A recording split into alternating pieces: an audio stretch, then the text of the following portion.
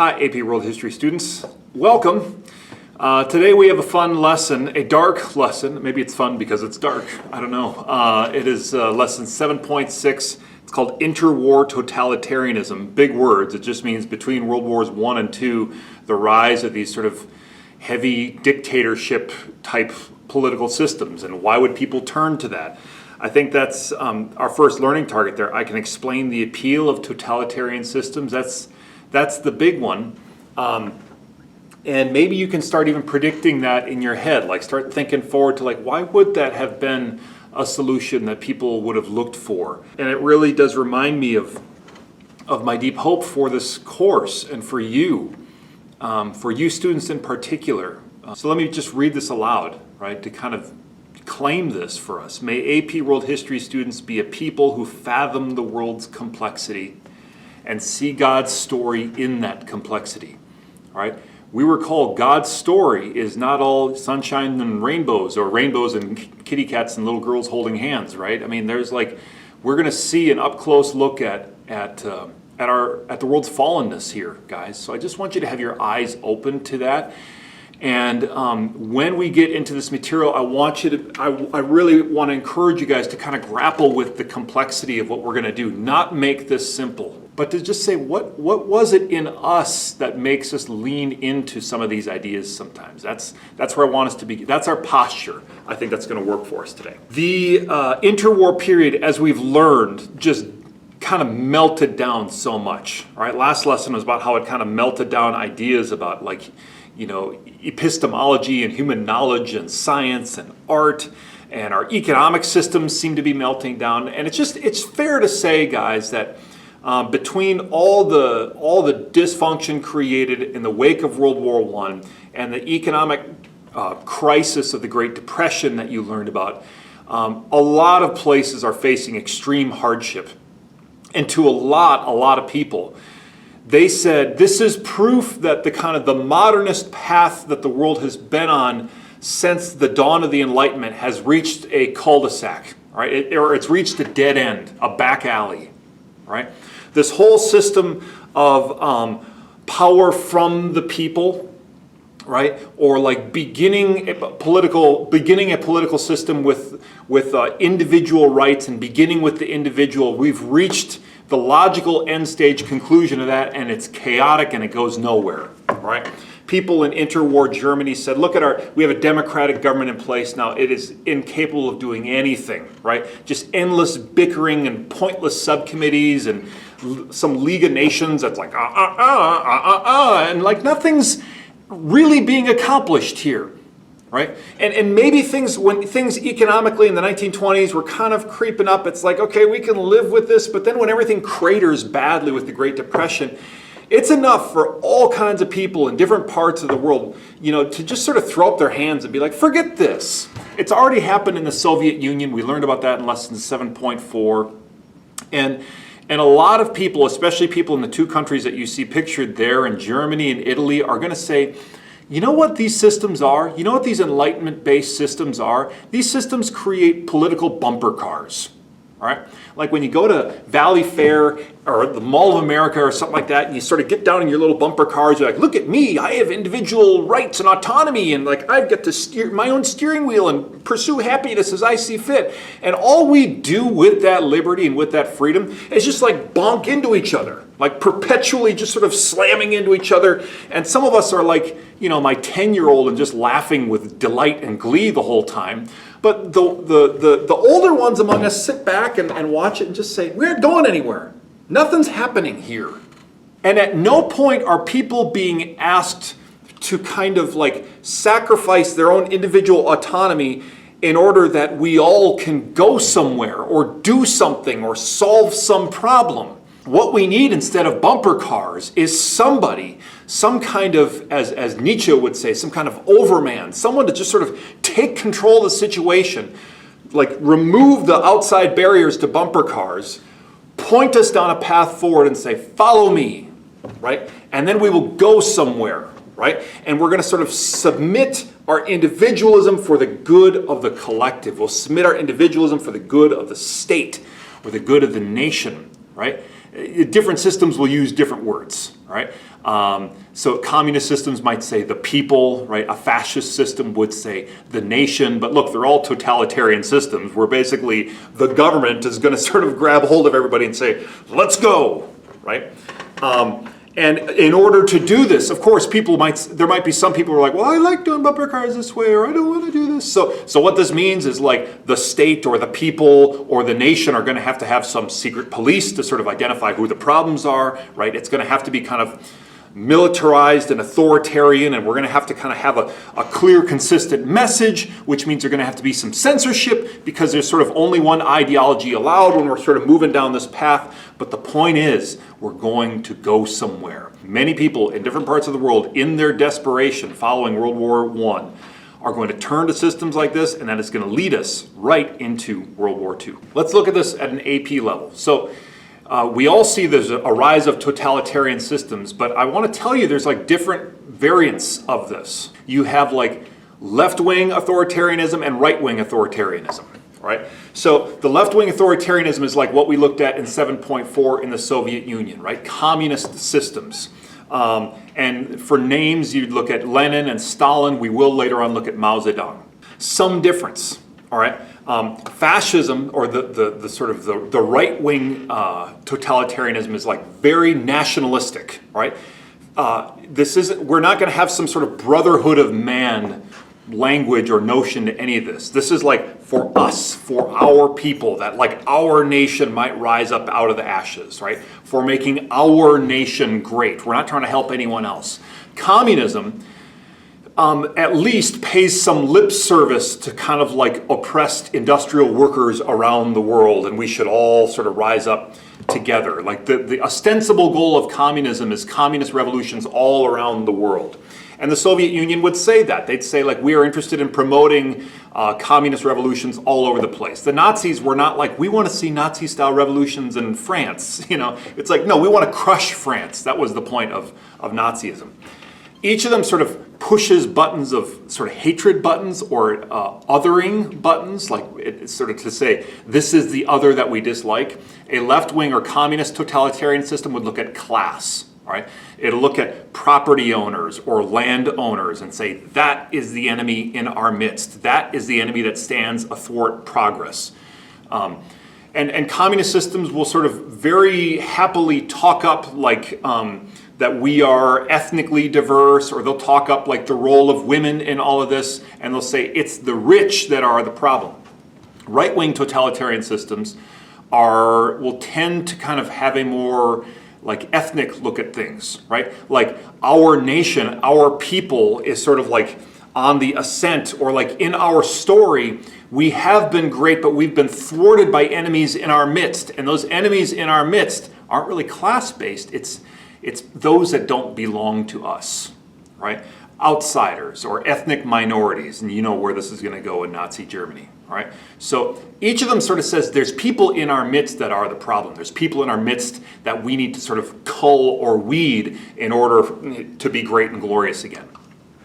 So things that they'll share, they both will look with disdain on systems like the United States, all right? Sort of like liberal democracy and small r Republican systems, and systems that sort of begin with the notion of individual rights and individual autonomy. They each figure out how to unify their population, or at least the chosen portion of the population, and they do that by sort of pushing this hatred button of a group that they don't like. And they will all use this cult of the leader. We talked about that with Stalin, the sort of like this propaganda mechanism that will produce this almost like demigod style worship of whoever the leader is. We'll see all these systems using that. Now here's the trick, all right? When we talk about left-wing and right-wing totalitarianism, a lot of us tend to imagine like that spectrum that we draw in our classroom all the time, right? Every time we say evaluate the extent, we draw a spectrum. But the thing is, the weird thing with these political systems is the further to the left you go and the further to the right you go, the more they actually start being like each other. And so the kind of spectrum I want you to imagine when we talk about this sort of totalitarian thinking is like a horseshoe, all right?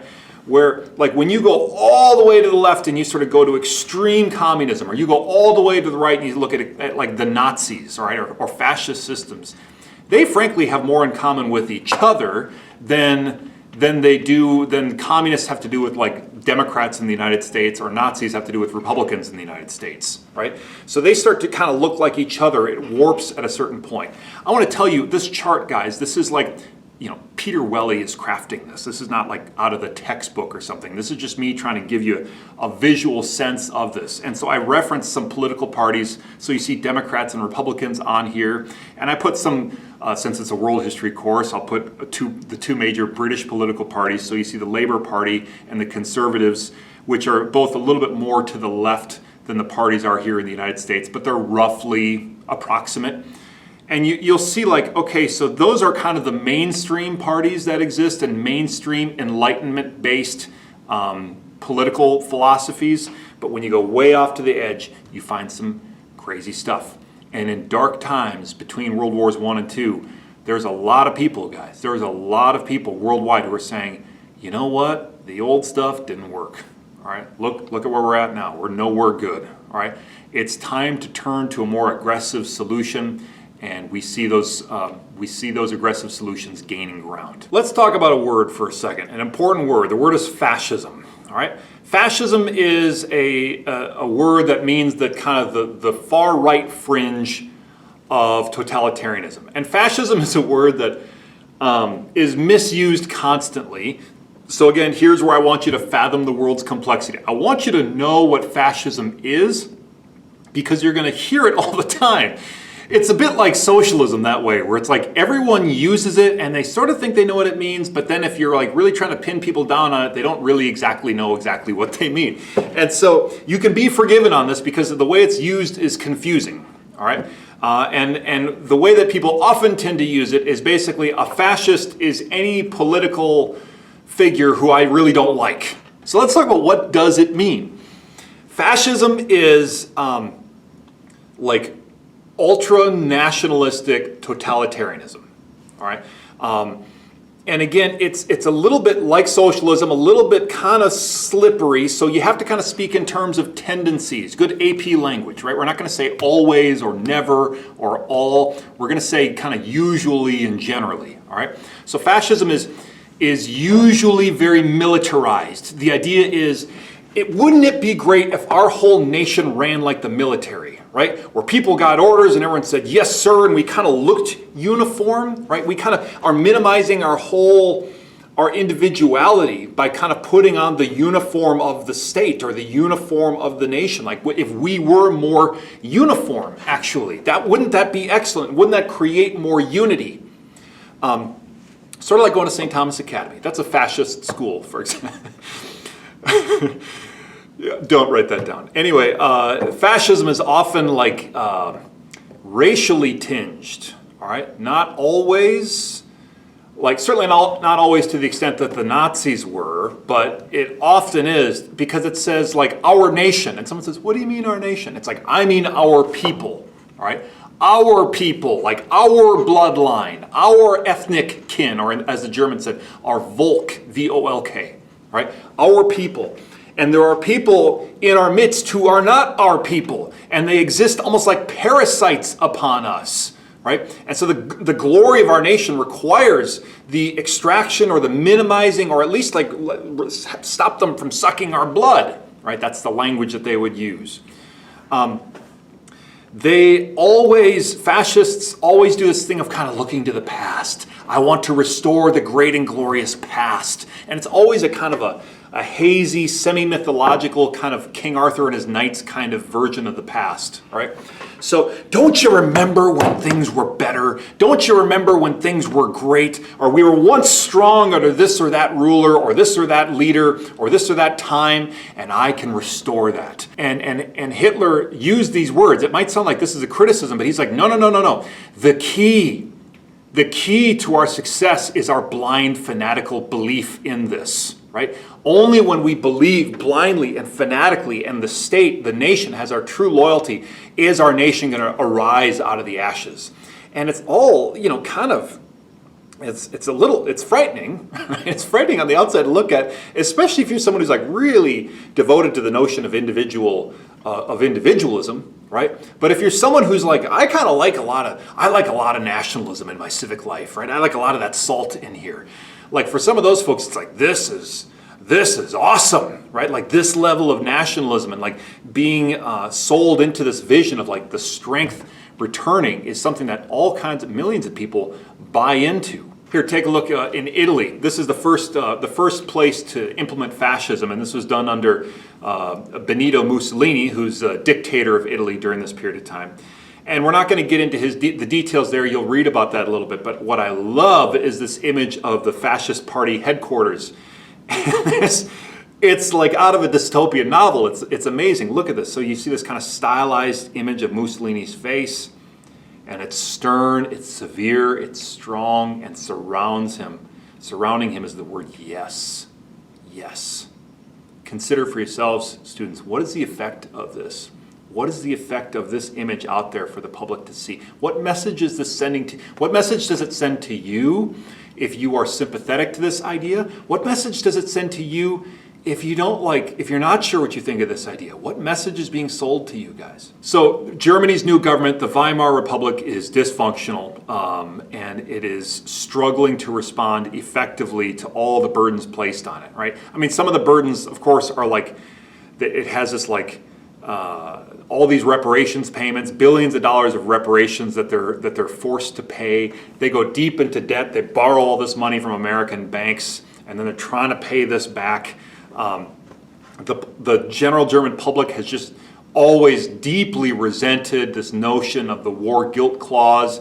So the Weimar Republic in that sense has like the stink of the Treaty of Versailles all over it because they're the ones that signed this treaty, right? And they have this like heavy economic burden placed on them that's really no good. There are all the various, there's a lot of political shouting in this Republican, small r Republican system. No political party from the kind of the bent edge, the mainstream part of the political spectrum is ever able to kind of build enough of a coalition to maintain power for a long period of time. It's sort of like, sort of one party after the next, after the next, after the next, after the next taking power. And so it allows fringe groups on the outside, like the Nazis or like communists and socialists, to kind of hang around and make a lot of noise on the margins, all right? And there's a lot of skepticism about the mainstream political response, and so that means there's a lot of chatter in the deep, dark recesses where conspiratorial political thinkers operate like cockroaches in the dark, right? And this young fellow you see here, like Adolf Hitler, is someone who kind of emerges out of those corners, right? With this, I mean, he's a hyper-nationalist fellow who isn't always an anti-Semite in his own life, but he sort of finds meaning in conspiratorial ideas that it was the Jews who were at fault for our surrender, and it was the socialists who also pushed for a quick capitulation in the war, and that didn't need to happen, right? And Hitler is a speaker who has like unusual power over people. He's a very unusual speaker. You'll see a video with this. Like he's an odd guy, all right? But he has this ability to kind of like when he's up in front of everybody to kind of play this role of a strong man, and also kind of a strong man with a semi-mystic connection to the kind of the German people, right, in some very strange way. And he and his fledgling Nazi party attempt a kind of a pathetic coup, like a takeover attempt of the government in the 1920s that fails.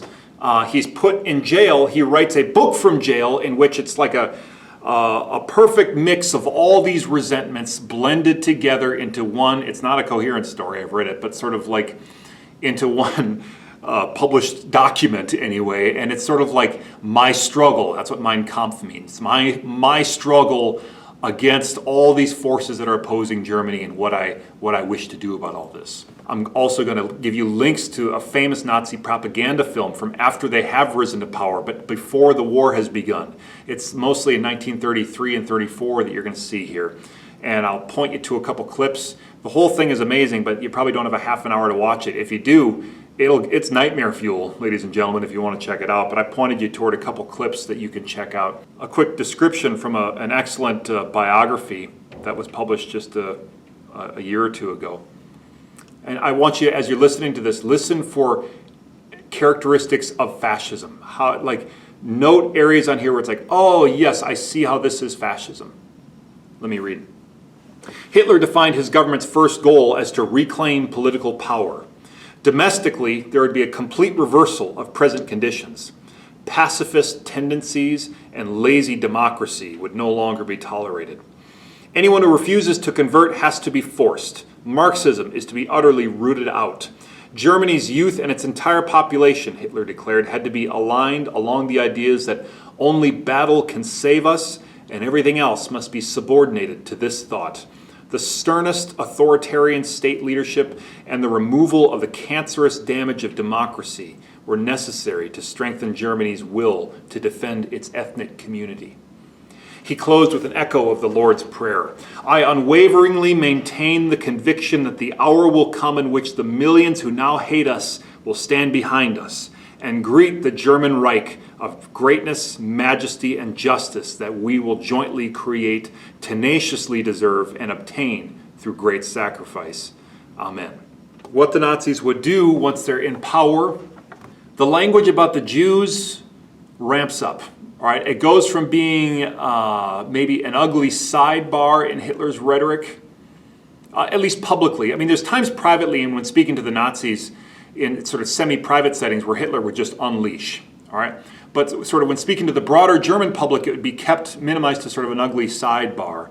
But over time, of course, this would fester and become worse.